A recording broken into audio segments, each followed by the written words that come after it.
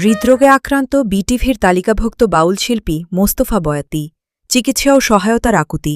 কিশোরগঞ্জ থেকে মোহাম্মদ জজ মিয়ার পাঠানো ৩ পর্বের ধারাবাহিক প্রতিবেদনে থাকছে বিস্তারিত। বাংলাদেশ টেলিভিশনের এক সময়ের নিয়মিত ও তালিকাভুক্ত বাউল শিল্পী মোস্তফা বয়াতি, বিটিভির শিল্পী যার ক্রমিক নাম্বার ৯৩৪, এক সময় যার কণ্ঠের সুরে মুগ্ধ হতো দর্শক শ্রোতা, সেই গুণী শিল্পী আজ হৃদরোগে আক্রান্ত হয়ে মানবেতর জীবনযাপন করছেন। দীর্ঘদিন ধরে হৃদরোগে ভুগছেন মোস্তফা বয়াতি। চিকিৎসার ব্যয়ভার বহন করতে গিয়ে পরিবার পড়েছে চরম আর্থিক সংকটে। জীবন সংগ্রামের কঠিন বাস্তবতায়ও থেমে নেই তার সঙ্গীত চর্চা। আমি একজন মুক্তিযোদ্ধা। মোস্তফা বয়াতি আগে অনেক গান লিখছি বা গান গাইছু, খুব সুন্দর গান গাইছু। গ্রাম চারা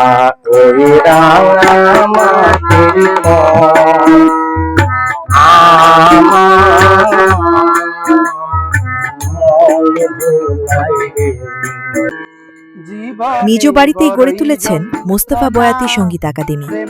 সকাল সন্ধ্যা সেখানে চলে গানের রেওয়াজ।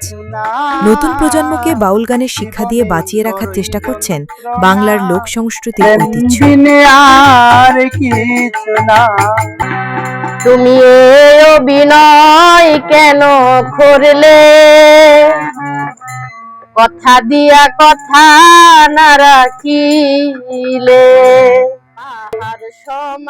অসুস্থতা আর দারিদ্র্যের সঙ্গে লড়াই করতে করতে ক্লান্ত এই শিল্পী এখন সরকারের সহযোগিতার দিকে তাকিয়ে আছেন।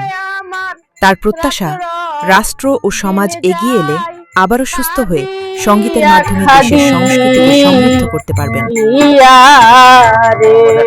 আমি আসমিতা, ইউনিয়ন বিএনপির কৃষি বিষয়ক সম্পাদক।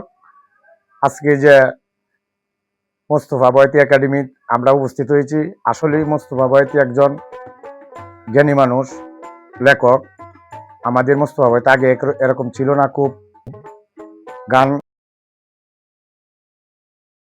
স্থানীয় সংস্কৃতি কর্মীদের মতে দেশের লোক সংস্কৃতি রক্ষায় গুণী শিল্পীদের যথাযথ মূল্যায়ন ও সহায়তা জরুরি। তারা বলছেন, মোস্তফা বয়াতির মতো শিল্পীদের পাশে দাঁড়ানো মানেই দেশের সাংস্কৃতিক ঐতিহ্যকে বাঁচিয়ে রাখা। মোস্তফা বয়াতি শুধু একজন বাউল শিল্পী না, সে একজন লেখক। সে আমাদের গ্রামের একজন অহংকার। সে সমাজে পুরা ছিল না। সে একসময় বিটিভিতে গান গাইতো। দেশ বিদেশে এখনো তার গান প্রচলিত আছে। অনেক কথা রেকর্ড করেছে। আজকে সে হৃদরোগে আক্রান্ত হয়ে অত্যন্ত কষ্টে দিনাতিপাত করছে। একসময় বিটিভির পর্দায় যিনি গান শুনিয়ে মুগ্ধ করতেন লাখো দর্শককে, আজ সেই শিল্পী লড়ছেন অসুস্থতা ও অর্থকষ্টের সঙ্গে। সংশ্লিষ্টদের দ্রুত সহায়তা পেলে হয়তো নতুন করে বাঁচার স্বপ্ন দেখবেন গুণী এই বাউল শিল্পী।